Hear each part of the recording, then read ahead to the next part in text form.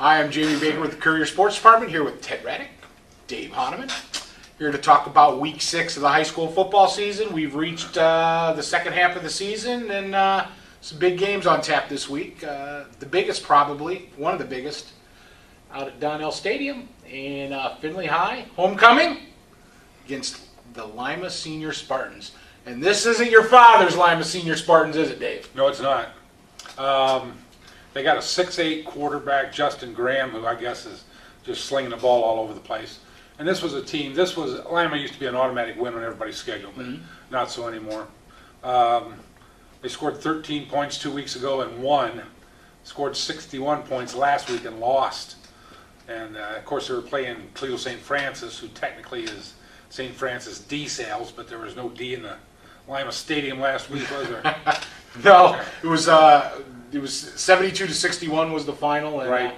You expect everybody to have their track shoes on at Donnell this week?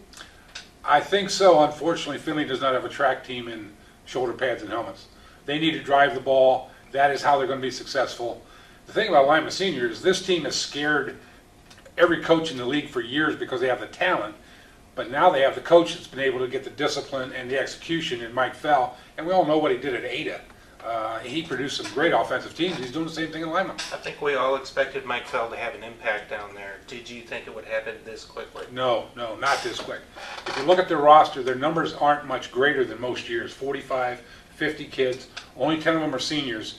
But I think what Mike Fell is doing is he's got a system in there that the kids like. He's going to put the kids in the best place to be successful. And, they scored, 61 last week. They scored 45 2 weeks ago. They scored 40-something against Piqua. So he's got him rolling.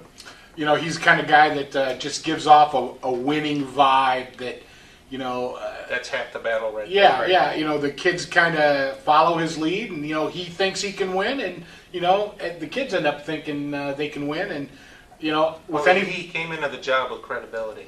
Oh, absolutely. And that goes a long way. And he has a stake in it because he's a Lima Senior guy, so he doesn't want to see the program. Absolutely. And like I said, they got 10 seniors. He's got this program building for the future.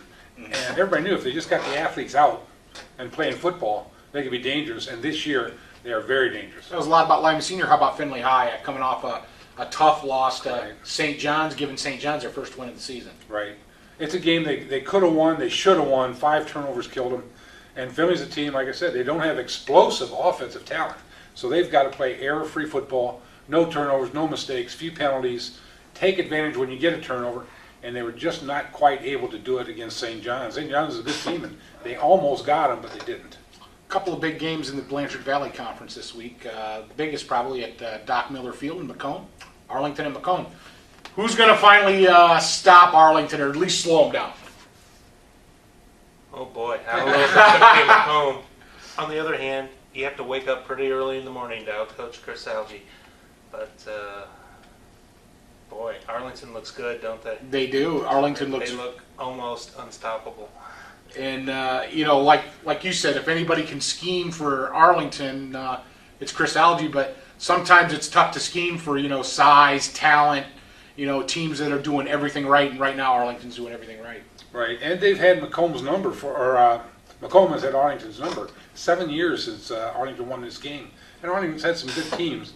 They just have not been able to get past Chris Algie and the Panthers. Well, this might be Arlington's year to get over the hump. Couple of winless teams going at it at Hinklefield and Van Loo. Cory-Rawson and Van Loo. Somebody's going to get their first win. Both teams are struggling. Somebody's got to win, right? We don't have ties anymore.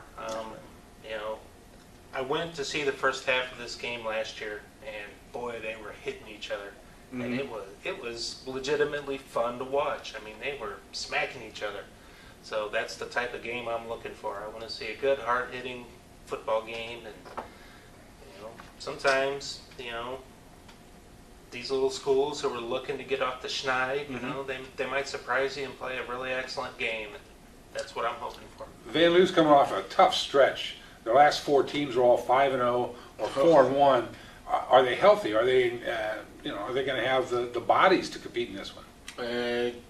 We'll find out Friday night. But one thing's for sure: somebody will probably get out the fire trucks Friday night. That's for sure. And deservedly so. And deservedly so. All right, that's a wrap on week 6 of the high school football season. You can get all the coverage in Saturday morning's Courier and all the coverage online at thecourier.com.